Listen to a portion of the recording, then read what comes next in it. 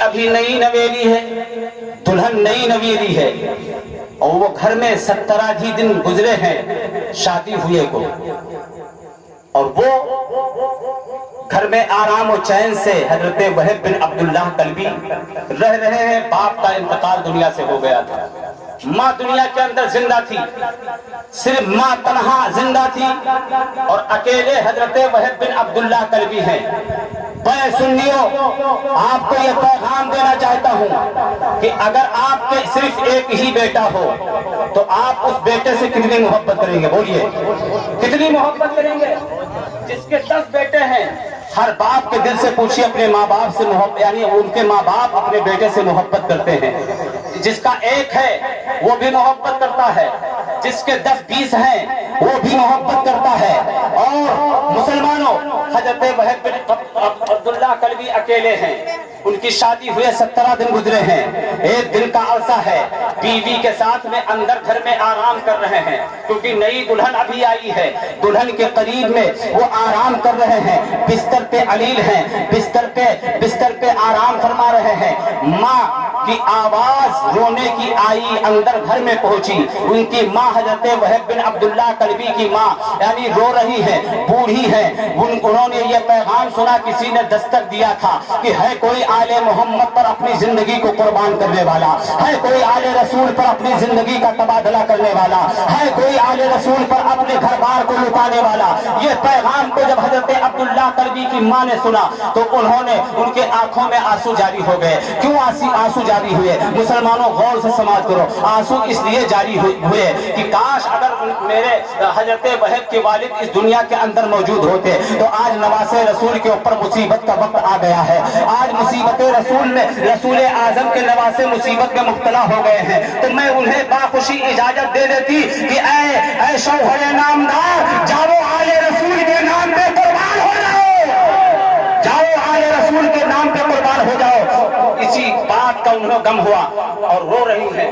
اندر حضرت وہب بن عبداللہ کلبی بیوی کے ساتھ میں آرام کر رہے ہیں، بیوی کے کان میں آواز پہنچی ہے کہ تمہاری بوڑھی ماں باہر رونے کی آواز آ رہی ہے۔ حضرت وہب بن عبداللہ کلبی گھر کے دروازے کو کھولتے ہیں، کھولنے کے بعد رفتہ دھیرے دھیرے قریب نہیں بہت تیزی کے ساتھ میں اپنے ماں کے قریب پہنچ جاتے ہیں۔ ماں سے پوچھتے ہیں، اے میری امی جان، یہ بتاؤ تم کو کس نے ستایا ہے، تم کو کس نے مارا ہے، تم کو کس نے گالی دیا ہے؟ اے امی جان مجھے یہ پیغام بتا دو۔ تو حضرت وہب بن عبداللہ کلبی کی ماں فرماتی ہیں، اے میرے لال مجھے کسی نے مارا نہیں ہے، اے میرے لال مجھے کسی نے ستایا نہیں ہے، اے میرے لال، اے میرے لختے جگر مجھے کسی نے کچھ رلایا نہیں ہے۔ تو حضرت وہب بن عبداللہ کلبی فرماتے ہیں، عبداللہ کلبی فرماتے ہیں تو آخر رونے کی صدائیں کیوں بلند ہو رہی ہیں؟ تو جب مجبور کر دیا اپنی ماں کو تو حضرت وہب کی ماں نے فرمایا، اے میرے لال میں رو اس لیے رہی ہوں کہ اگر آج تمہارے باپ دنیا کے اندر زندہ ہوتے تو نواز رسول کے اوپر مصیبت کا وقت آ گیا ہے۔ کرب و بلا کے میدان میں تمام گھروں کو جلایا جا رہا ہے، معصوم بچوں کو قتل کیا جا رہا ہے، شہید کیا جا رہا ہے۔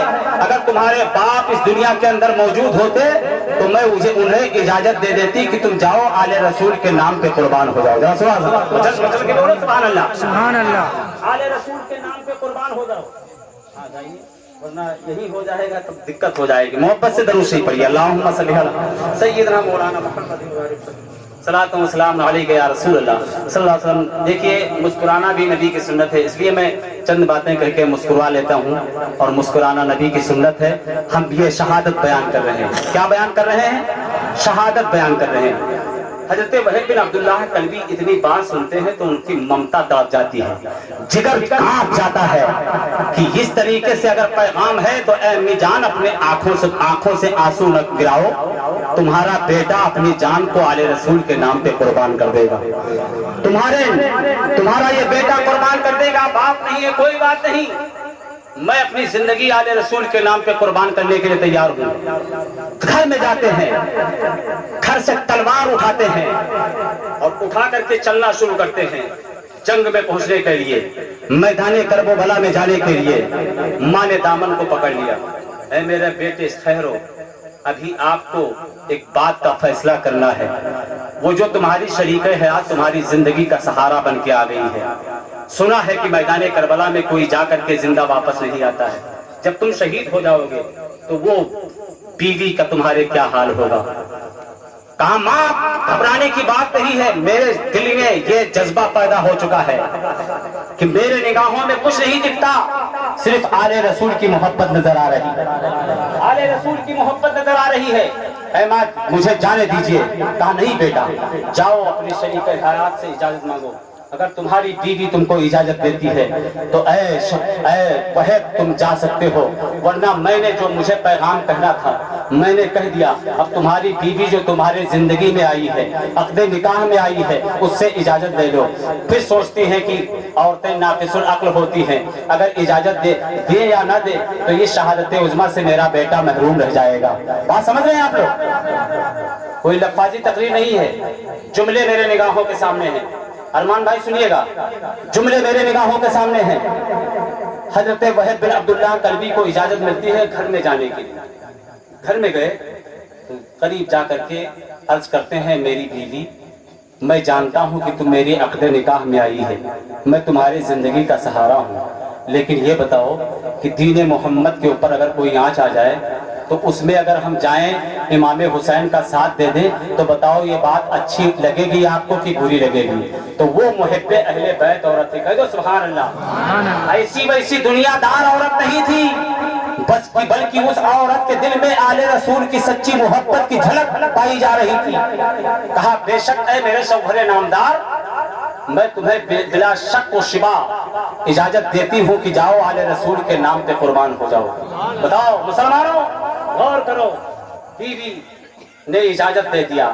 جب اجازت ان کو مل گئی تو جب جانے لگے تو دامن سے بیوی لپٹ گئی. لپٹنے کے بعد میں عرض کرتی ہے میرے شوہر نامدار, میں زندگی کا سہارا تمہیں سمجھتی تھی, اور ایسی جگہ آپ جا رہے ہیں جہاں سے کوئی زندہ سلامت واپس نہیں آ رہا ہے, کوئی زندہ واپس نہیں آتا ہے. اے میرے شوہر نامدار, اگر زندہ سلامت نہیں آتا ہے تو آپ مجھ سے وعدہ کرو کہ جب آپ کی شہادت میدان کربلا میں ہو جائے تو تم میرے بغیر جنت میں نہ جانا. سبحان اللہ. کتنی نیک عورت تھی, انہوں نے جنت کی طلب کی اور کہا میرے بغیر میرے سرتاج تم جنت میں داخل نہیں ہونا, اس لیے کہ میں گنہگار ہوں. اگر تم کو تمہارا داخلہ جنت میں ہو جائے تو میں تمہارے عقد نکاح میں آئی, پوری زندگی کی ضروریات بھی پوری نہیں ہوئی, 17 دن گزرے ہی ہیں, اور میں پوری زندگی اب کیسے گزاروں گی, لیکن مجھ سے وعدہ کرو کہ میرے بغیر جنت میں تو نہیں جاؤ گے. حضرت وحید فرماتے ہیں کہ میں تمہارے بغیر جنت میں نہیں داخل ہوں گا, میں تم کو ساتھ میں لے جاؤں گا. بولو سبحان اللہ. ذرا حسینیوں کہو یا حسین, یا حسین, یا حسین, یا حسین.